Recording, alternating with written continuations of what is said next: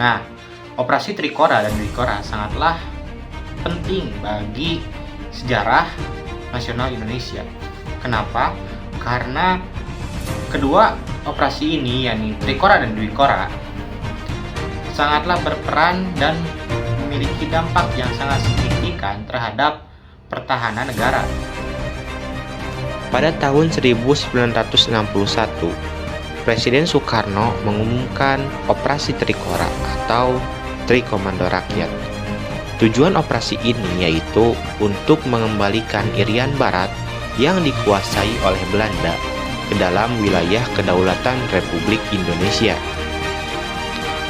Dalam pidatonya di Yogyakarta pada 19 Desember, Presiden Soekarno menyuruhkan kepada seluruh rakyat Indonesia untuk memperjuangkan pembebasan Irian Barat.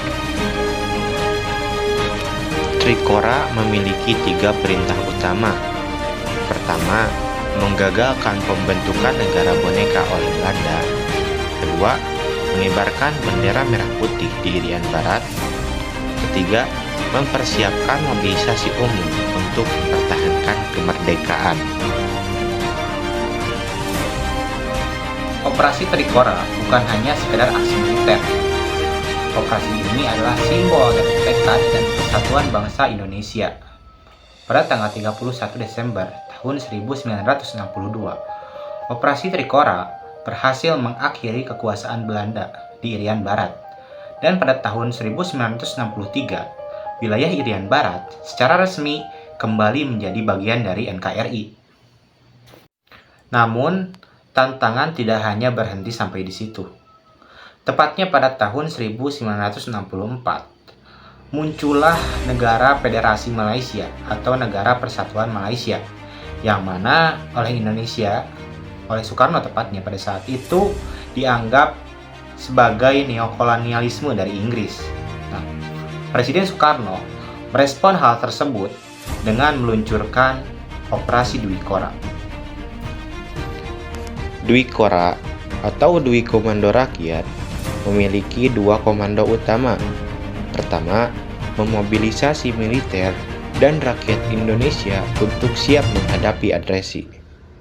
Kedua, mendukung perjuangan rakyat Malaysia, Singapura, Sarawak, dan Sabah untuk menentang terbentuknya negara Federasi Malaysia ini.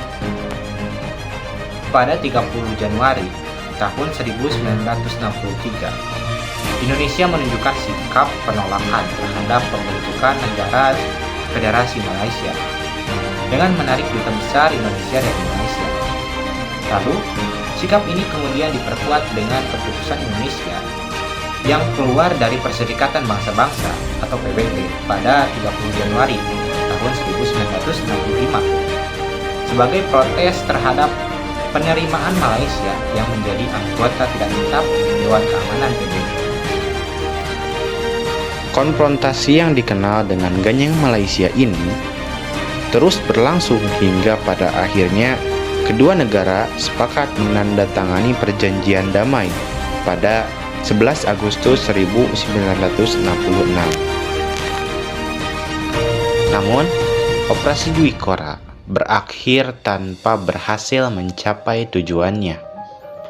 Operasi ini menunjukkan kegagalan diplomasi Presiden Soekarno dalam menangani konflik di kawasan regional. Selain itu, Operasi Dwikora justru menambah beban ekonomi yang signifikan bagi negara dan kejatuhan politik bagi Soekarno. Nah, jadi Trikora dan Dwikora bukan hanya sekedar operasi militer. Keduanya merupakan bagian dari sejarah panjang perjuangan Indonesia untuk meraih kemerdekaan dan kedaulatan. Melalui pendekatan strategi militer dan diplomasi, Indonesia menunjukkan tekad untuk menjadi bangsa yang besar dan disegani oleh bangsa-bangsa lain.